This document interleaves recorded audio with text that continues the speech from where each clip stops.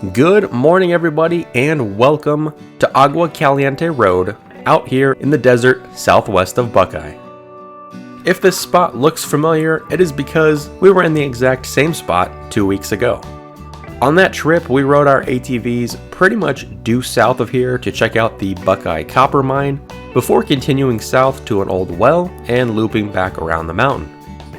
Now, there is a lot more to explore out here, so I wanted to come back out with my Jeep and camping gear in order to spend a little more time in the area.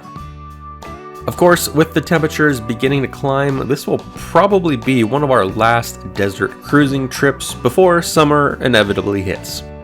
The high today I think is around 82 or 83, so it's not going to be super hot, but it is going to be a bit warm during certain times of the day. The plan for today is to continue a bit further west along Agua Caliente Road to the Southern Pacific Railroad crossing. Once we get there, we'll actually split off the main trail and check out a couple of different historical sites. One of those is the 1995 Amtrak Derailment site located in a remote wash. After seeing that, we'll check out an old railroad siding before doubling back and proceeding south along Woosley Wash to check out the remains of the Hargan Mine before ultimately finding an epic place to camp for the night. With all of that being said, I'm going to quickly get aired down here and then we'll get rolling down the road. Alright, so quick side note, I am using the Stawn tire deflators. These were a Christmas gift from my parents and they do make airing down super easy and convenient.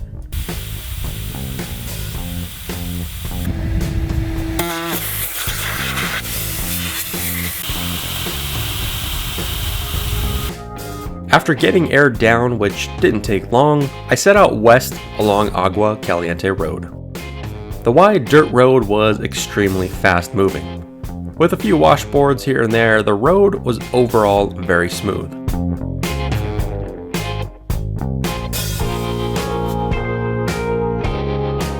After a few miles, the trail turned north as the Gila Bend Mountains lay off to my left.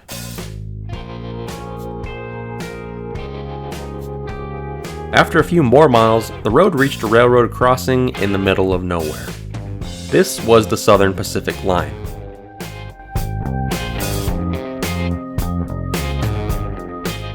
It was at this point I stayed left, leaving the main road and following a lesser traveled trail into a wash to the west. I would be following this trail for the next 6 miles as it parallels the railroad tracks, power lines, and a natural gas pipeline.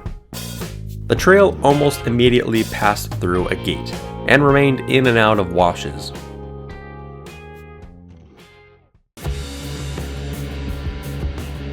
The railroad tracks and occasional small railroad bridges remained off to my left as I cruised along. The trail remained easy to moderate as I passed through the fairly scenic Yellow Medicine Hills off on the right. There were many fast-moving sections of nice road and occasional washouts along the wash crossings. After a few miles, I passed some abandoned rail cars at the Harqua railroad siding, which I would check out more in depth on the way back out. 6 miles from Agua Caliente Road, the trail reached Quail Springs Wash. From here on out, the trail would head south in the wash bottom. Despite the soft sand along this section, it remained surprisingly smooth and easy. A few sections were narrow and rockier, but for the most part, things were easy going.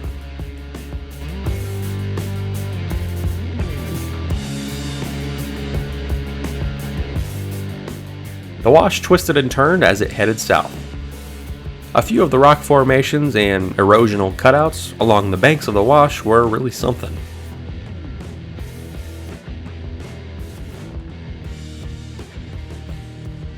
After almost 2 miles in the wash, I reached a large railroad bridge and the site of the infamous Amtrak Derailment.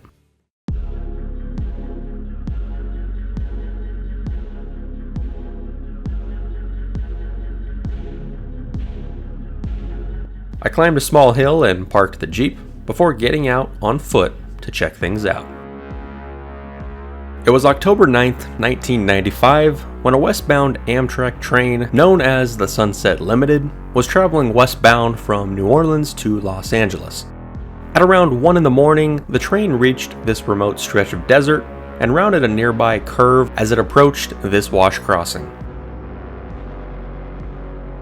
When the train reached this bridge, it derailed, sending passenger cars careening into the dry wash 30 feet below. One person, a sleeping car attendant, was killed in the crash, and 78 others were injured, 12 seriously. The train was stranded here, a long way from help, in the middle of the night. A massive rescue operation quickly followed, removing victims from the site and trying to figure out how a disaster like this happened. The FBI investigated the derailment site and soon found typewritten notes in the area. While these notes pointed to terrorist motives and were signed by a group called the Sons of the Gestapo, they were quickly dismissed as being a cover. The way the train derailed points to someone who was extremely knowledgeable of railroads. 29 spikes were removed at the bridge, and the left rail was shifted less than 4 inches inward, allowing the train to derail here on this blind curve. Wires were used to keep the track connected electronically, meaning there would be no warning messages or error messages for the train engineer as they approached. This deliberate attack could have been anyone and remains unsolved to this day. It is thought that perhaps a disgruntled railroad employee did this, or it could have been someone wanting to rob a train in a desolate location. Nevertheless, it is still a sad story, and in 2015, the FBI actually raised the reward to over $300,000. Today, no memorials or monuments remain on site. The railroad was repaired and all equipment and evidence was removed from the scene during the investigation. However, keen-eyed visitors can still find clues of the accident today. The most obvious signs of the derailment remain on the concrete embankment on the west end of the track, which was damaged during the accident.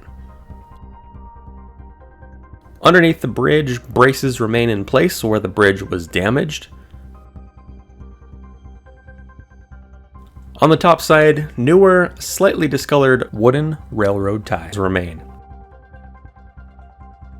Scratches and damage to the rails themselves make you wonder if these were caused by the derailment or just part of everyday wear and tear.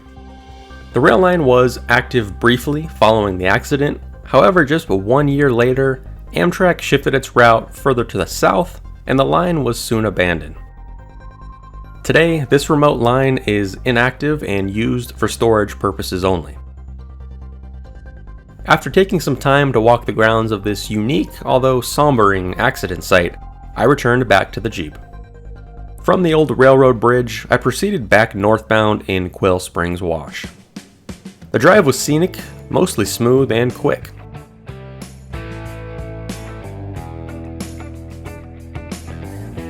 After stretching the legs a bit, leaving the wash, quite literally, I was soon back on the dirt road, following along the railroad tracks. A few miles later, I arrived back at the abandoned cars, marking the site of Harqua. Alright, so we have made it to our next stop, just a couple of miles back the way we came, towards Agua Caliente Road.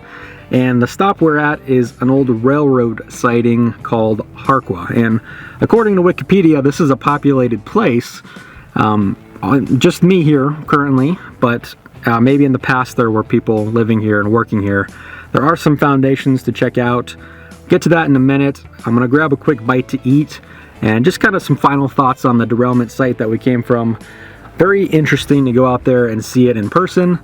Not something most people would, think of to go explore, and, it's not cool or neat to be out there, but it was very interesting and humbling to go out there, document it a little bit, and tell its story. So that's that. I'm gonna grab a bite to eat of my very healthy and nutritious snack, which is of course an MRE and Baja Blast, before we get over here to Harqua.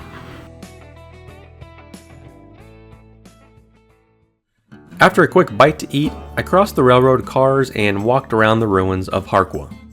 Not too much is known about this former settlement. 4 building foundations remain at this old railroad siding. 2 identical, smaller foundations remain on the west side. These have several support stands and could have possibly been used to hold water or fuel tanks. Two larger cement foundations remain just to the east. These are more complex and have shards of brick and cinder blocks strewn about as well. It is unclear what exactly these were used for or how long they were inhabited, but at one point it was definitely something significant. After a quick walk around, I soon retreated back to the Jeep and continued down the trail. At this point, it was getting slightly warm out. I followed the trail back to Agua Caliente Road.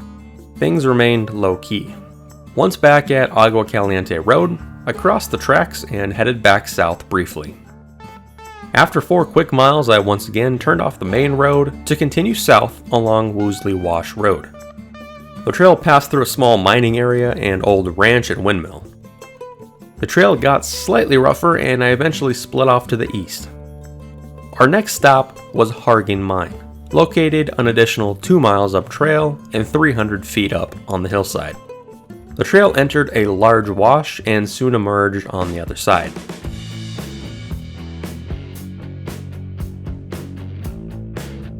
The trail quickly got rougher, narrower, and extremely faint in places.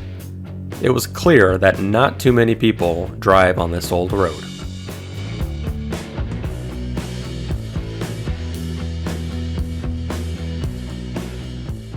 The trail soon reached a junction and climbed even more. I proceeded uphill on the dilapidated mining road, which had been the roughest trail of the day thus far.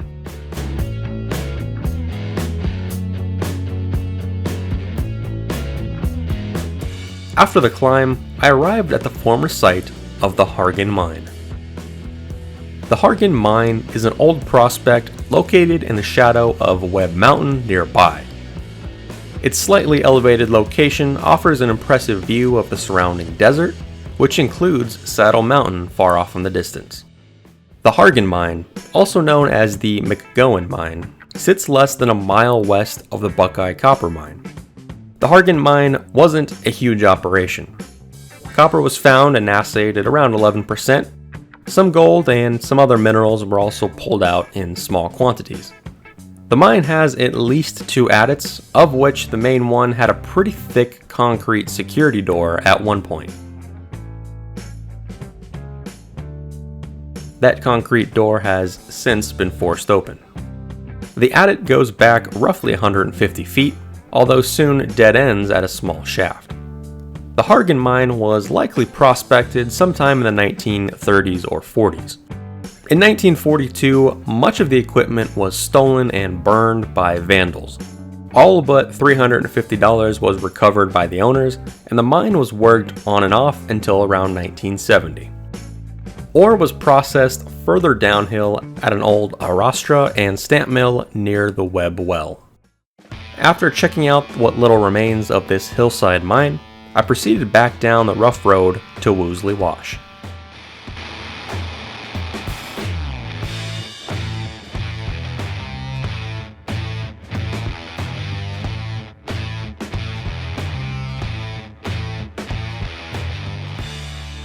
After crossing Woosley Wash, I continued to the south and quickly found an epic place to set up camp. I found a small hill that offered a tremendous 360-degree view and enough room to set up camp. It was around 5 o'clock and I quickly popped the tent open, took off the rainfly, and got my gear out. The surrounding views were spectacular. There was no one around nearby, and my only neighbors were the occasional cattle that were passing through the wash. Perched between the Woosley Peak Wilderness and the Signal Mountain Wilderness, this isolated spot offered a nice, serene spot to stay for the night.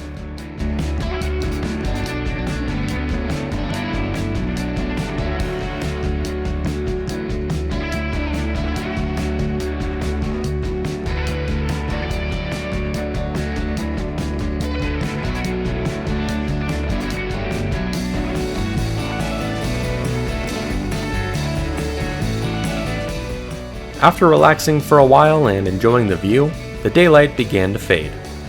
The sun soon set, and after it got dark, I began on a quick dinner. Nothing fancy tonight, just something filling and easy to cook. Since I was by myself, the less work and less cleanup, the better. Now completely dark, and with a full stomach, I retreated into the tent around 9 p.m. The day had been busy, but good.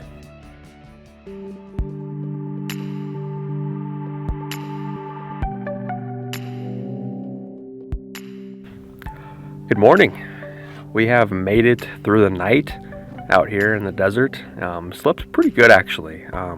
First part of the night was definitely very windy, I'd say up until around midnight, but after that, slept great up in the tent. So this morning, just been kind of sleeping in a little bit, being lazy, enjoying the view for a while from the tent.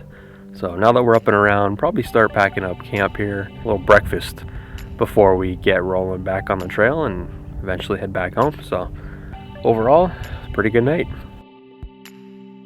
After a lazy morning, I soon fired up the stove and got a quick breakfast cooked up. Not long after, I began to clean up camp, which went pretty quick. The tent folded up nice without the rain fly, and our kitchen setup was soon packed away. I was then back on the trail and dropped back down into Woosley Wash as I headed for Agua Caliente Road and the paved highway back home. The trail was mostly easy as I passed back through the old ranch and soon continued east on smoother roads. Just before pavement, I aired up the tires as I got set for the quick highway drive back home. Overall, this trip had been really great. I was able to check out a good variety of historic sites, from a 25-year-old train derailment site to a historic mine dating back to the 40s.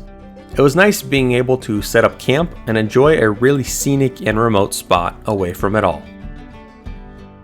Anyways, that's going to be it for this one.